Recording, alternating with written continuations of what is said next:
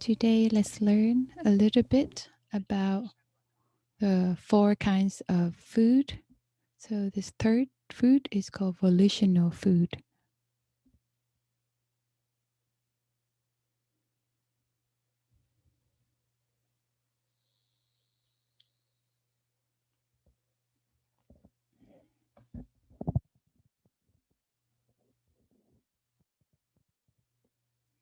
In Vietnamese, that's called tư niệm thực, volitional food. Sometimes it's called the will, the food of the will.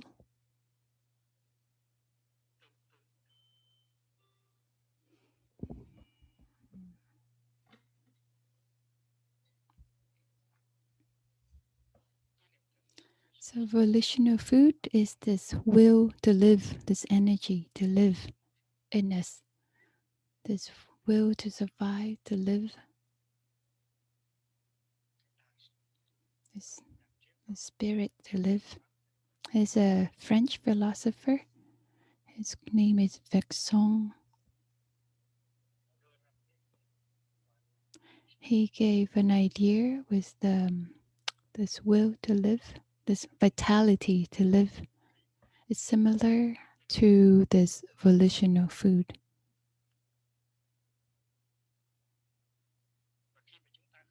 When we don't have this will to live, when we don't have this volitional food, then we don't live anymore. In the hospital, sometimes there are patients who don't want to live anymore.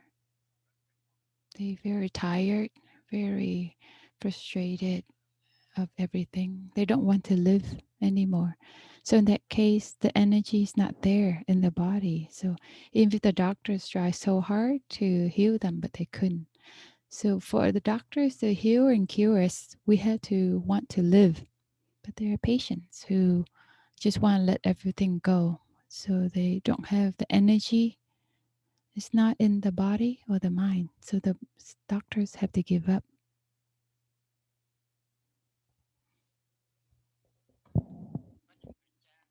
Their mom and dad who are older and they're supposed to die, but they heard that my son or daughter is flying from America back to visit. So in them, they have this will to live 1 or 2 hours or an extra day just to wait for their son to come. But they supposed to die the day before, but because of some energy, they're able to live 1 or 2 more days just to wait for the kids. So that's the energy, volitional food. So that's what it is. A bodhisattva, their volition is the will to want to bring happiness for others and lessen the suffering of others. So the volitional food of a bodhisattva is this aspiration to offer happiness, joy, and to lessen suffering for life. And if there's if this aspiration is not there, then that's not a bodhisattva.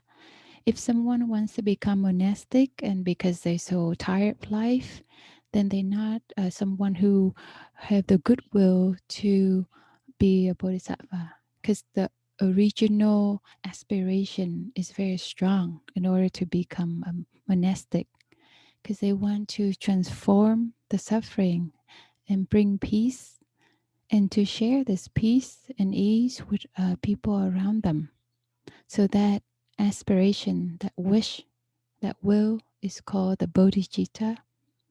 That is the volitional food of a bodhisattva. And if we have a situation where we have a teacher, good friends, and good sangha, then that will, that aspiration, original aspiration, grows bigger each day. But if you don't have a good teachers or good friends, and only this jealousy around you, that original aspiration will just decrease each day, and then you just become monastic and just practice based on forms only. Because this original aspiration is a living organism. It needs to be nourished and cared for, and need to be fed. So if there's days where you don't take care of it, or you don't nourish it, then you're lacking in that. Your teachers or your friends can help you, and especially is your success in your daily practice. It can help nourish this bodhicitta. If you do walking meditation for half an hour and you feel so well and ease, and you feel that you can transform yourself and there's ease in yourself, then you have faith in this practice, and this faith keeps growing. Volitional food, it can be greed. It can be greed of sensual desires. It can be this craving that want um, to satisfy in terms of food, wealth, of money, or sensual desires, or fame, etc. There are people who just live by these food only. There's no love, there's no ideals. That's all they live with. And those are volitional food. They're those who live in order to take revenge on someone. So once they're able to kill that person that they hate, then they can die. So vengeance can also be a source of energy that can help you live in order to continue reborn this lifetime or next lifetime, to in order to take revenge.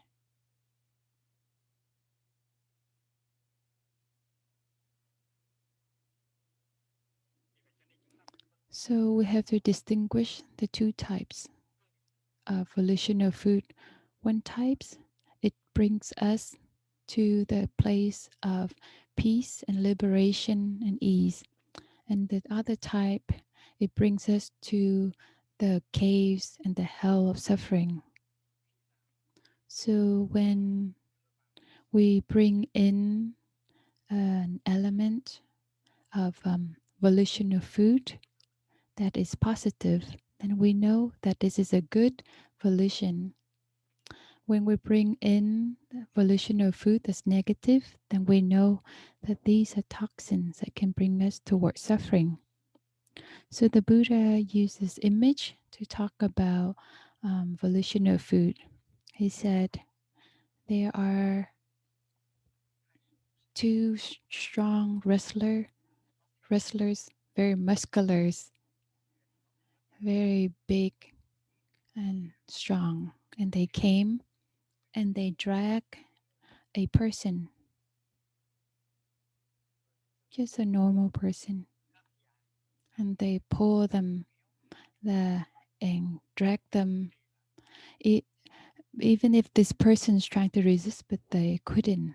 Um, the wrestlers pull this person to this pit of fire with the red ember and the coals burning, and they were thrown into that pit of fire and they burn, and they cannot resist it. That is volitional food. Volitional food in the negative sense. If we have hatred and vengeance, or we have cravings and greed, or if we have ignorance that control us, and if each day we consume these kind of volitional food that's negative like this, that means we have these two wrestlers pulling us toward these directions of hell and suffering.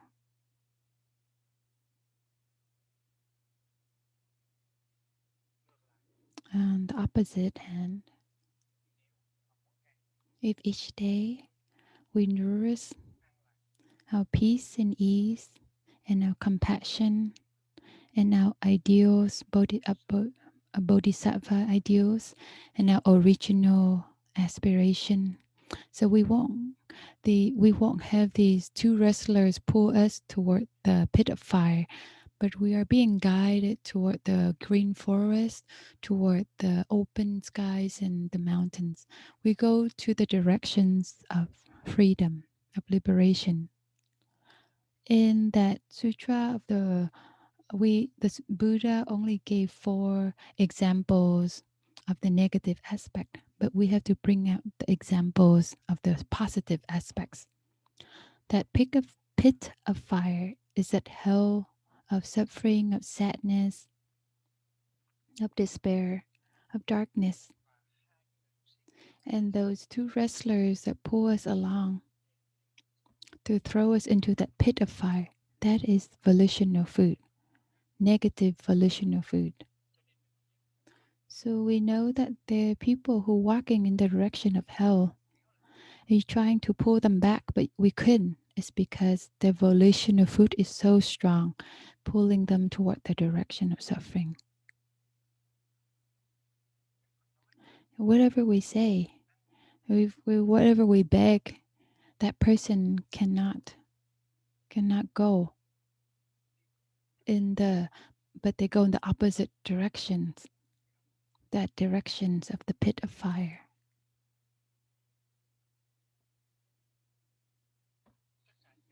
So all of this are under this energy of volitional food, as such as designs, planning, wishing, aspiring, struggling, struggling to have something, struggling to escape from something. They're all struggling. Or to conquer, or to build a temple, or to build a prison, to kill, to take vengeance on, to destroy, to break apart. These are all done by volition of food. To make something, to destroy something. Doing, undoing. To create, to invent, to discover, to form, to repair, reform, to organize, create,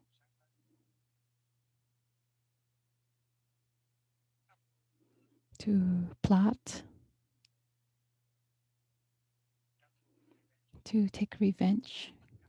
All of these are belong to volitional food.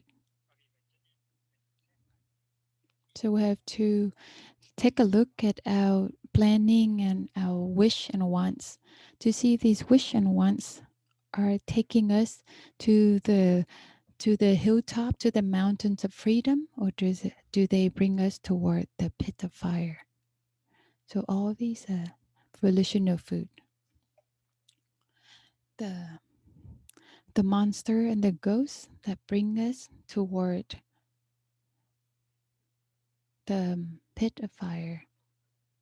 These are the negative types of volitional food. So ghosts and monsters here that are guiding us on that path. These these are the food that we bring into us, such as our wish and wants.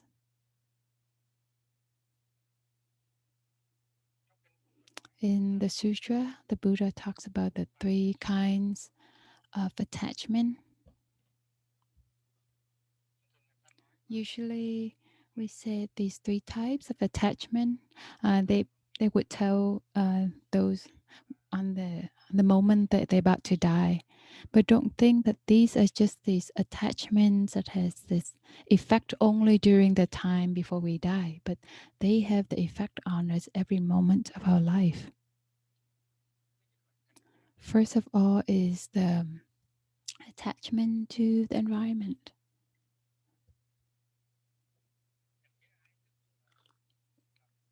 This is being attached to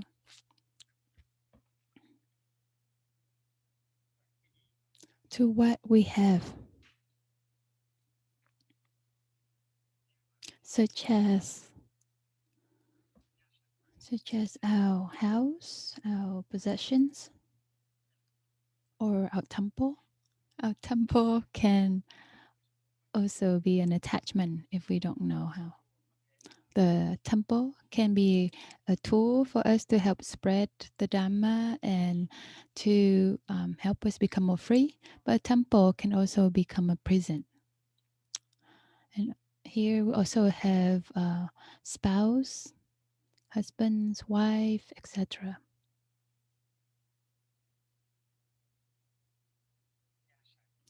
The possessions.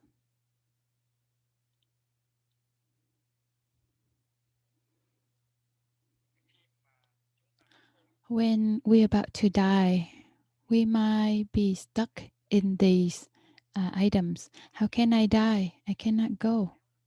I get pulled back. I cannot be free. But let me remind you that don't wait till you're about to die to know that this is how strong these attachments are. You have to know in every moment of your life, how am I being attached by these first attachment to our environments? Can we just let it go with freedom? Am I able to do that? The second attachment is attachment to ourselves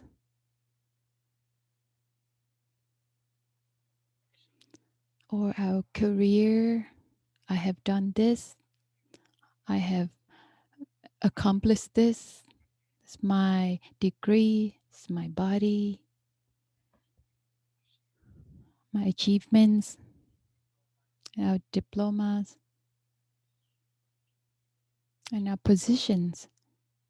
I've worked so hard and I got to this leadership positions. But if now I die, then what a waste. That diploma, that PhD, whether it's PhD going, laying down or not. If I die now, how can I stand that? Or this house, this garden, I put in so much sweats and tears, or that positions. I have do so much work and so much bribery to get that position. So when I die, I felt like what a great waste. All these belongs under volitional food. And the third aspect of attachment is doing sin I. This is the environment that we want to get reborn to, the scenery that we want to be reborn into, the the place we wish so much to get reborn into.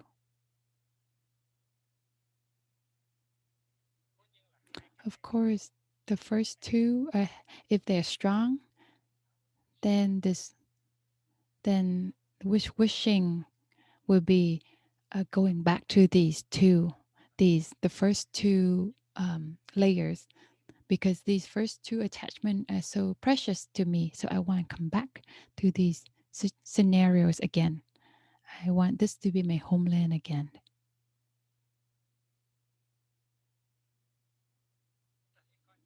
We see their pigs. They are in the mud pies. They seem to enjoying themselves. Even if we don't like that, but they seem to enjoy it themselves. So if we even give them these place of a house that are very luxuries and very clean, but the pigs don't like that. They always want to go back to the mud, to their mud pie. And we said, why they so foolish?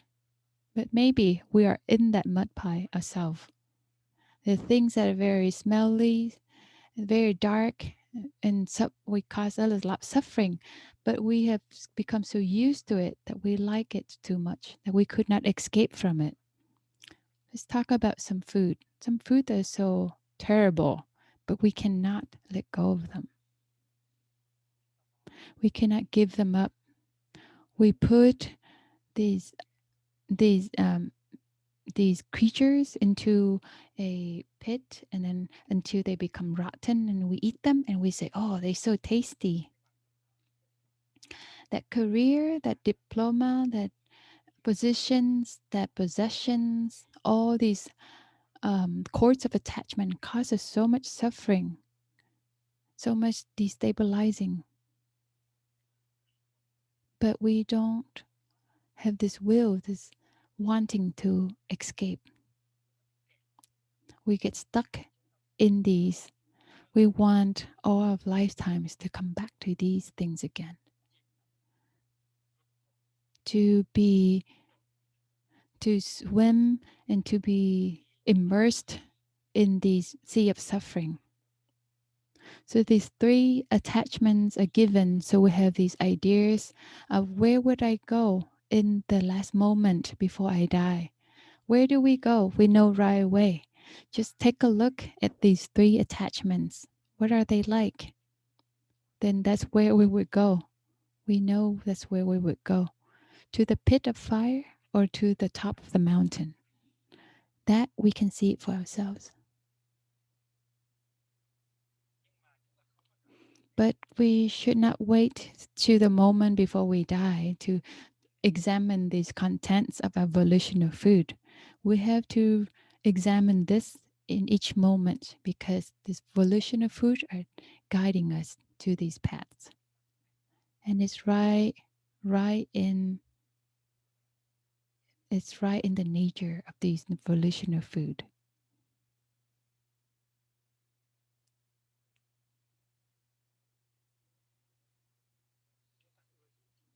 Whatever we prefer, we like, what we want to do, accomplish, something that we think bring us the most happiness in our life. And we ask these questions. And we discover that all these things that we're seeking every day, then what are the true nature? Then we can know the content of our volitional food. And lastly, this is edible food. Oh, this is consciousness, food for the consciousness. We know that this word thức or consciousness, it can be, we can talking about the store consciousness, the unconscious, and there are these seeds of different mental formation, such as contact, such as perceptions, such as desires, and there are many other things. So soup is contact. It's a type of it's a type of food. The perception or the thoughts or thinking is another type of food. And when we put these kind of food into our body and our subconsciousness, and they present as seeds. And our subconscious is designed as, or store conscious is defined as the food is a store of all kind of seeds. So each day we bring the food into the subconscious. And we know that this subconsciousness here, or this is nature, it gave rise to life.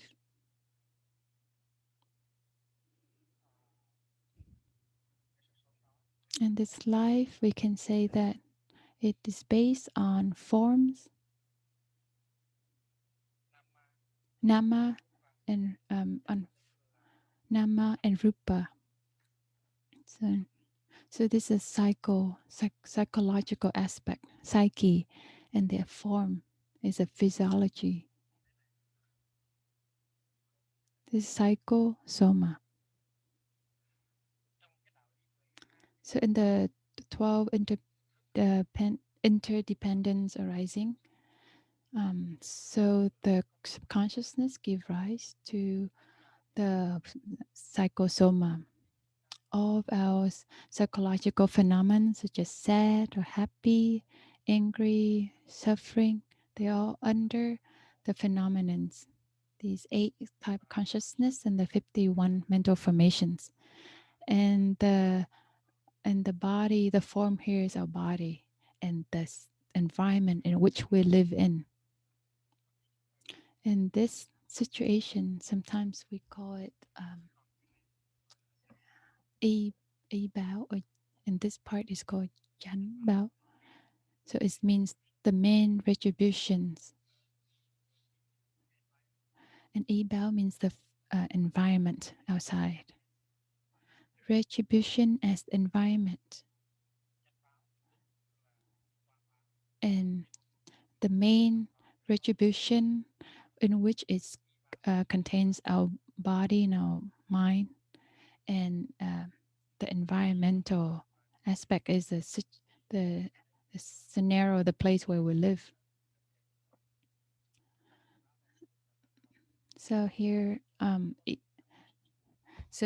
for example, if we talk about Brother Fabyung, so the psyche and the body, that is his mind and his body, and the environment is the plum village where he's living in France. So these two aspects there relate to each other. If his psyche is not like this, then he will not go toward this environment.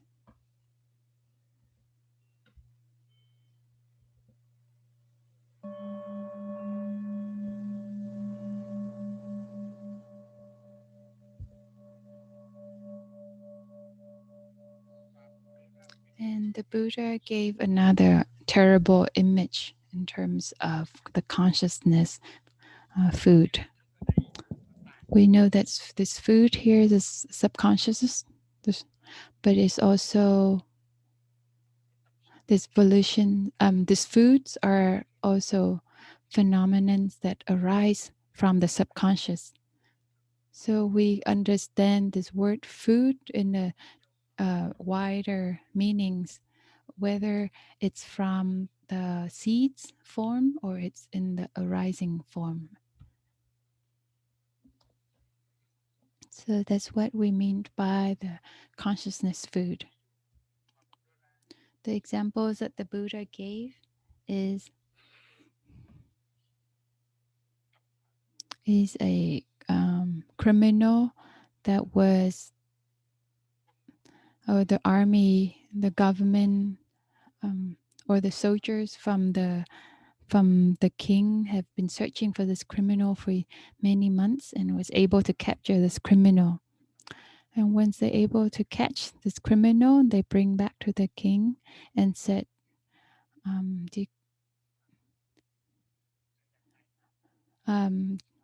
Honorable King, we have captured this criminal. Please let us know what kind of punishment we should give.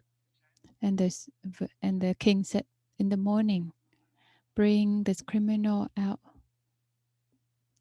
into the square and bring a lance or a long stick, and that's sharp, has an iron point at the end and pierce through his body. Do this for 300 times. And then come back and report to me.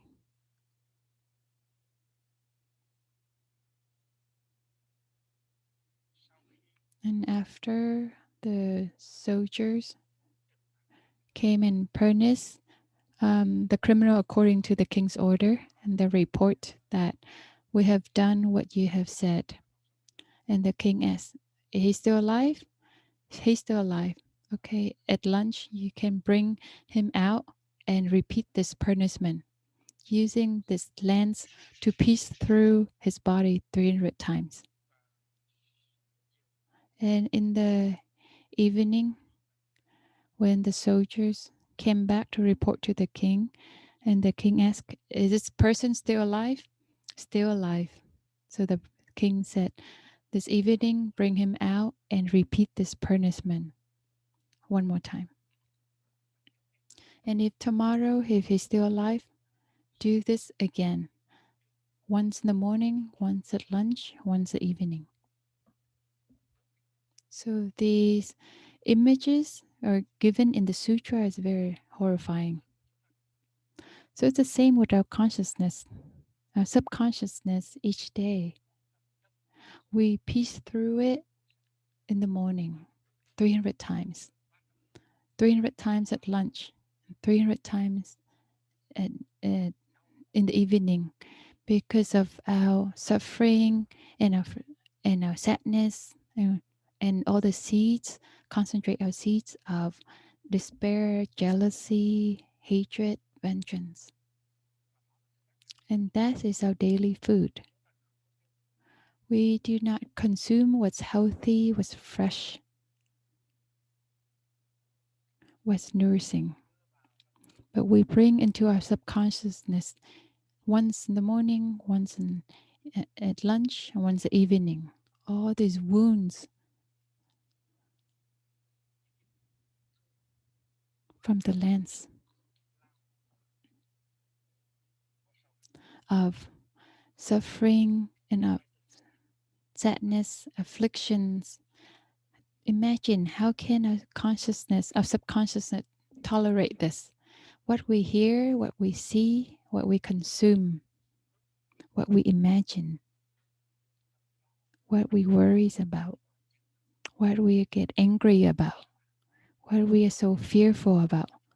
All of these are these wounds from the lens that pierce and penetrate into our subconsciousness every day. And this is what happens to our beings that we don't see it. The Buddha gave this horrible image to let us know that this is what we're doing into our subconsciousness each day. To practice is to stop, to not let these lens to piece into our subconsciousness again, but we give our subconsciousness the time to heal and bring in what's fresh and healing. And let's create a sangha, an environment where you have a brother and sister who knows how to take care of us, how to heal us, how to support us, how to smile with us. We have to bring in our body and our psyche, these factors of healings, of ease, of liberations, and freedom. That's the method. This is the fourth kind of food, consciousness food. And this consciousness is a source of our body and our psyche today and tomorrow. This can symbolize the moment that we die. It's the end of this process of this nama and rupa and give rise to another cycle of nama and rupa in which there will be the main retributions and the environmental retributions. In this moment of death, the consciousness food gave rise to the main retribution and the environmental retributions of the next phase. And in this next moment of death, the consciousness food gives rise to the nama and the rupa, the main retribution and environmental retributions of the next phase. So that's called consciousness food. Consciousness gives rise to nama and rupa, in which there is consciousness, and consciousness gives rise again to nama and rupa. We see that the eyes of the Buddha is something that is amazing. He can see life like us, but he can see it so deeply.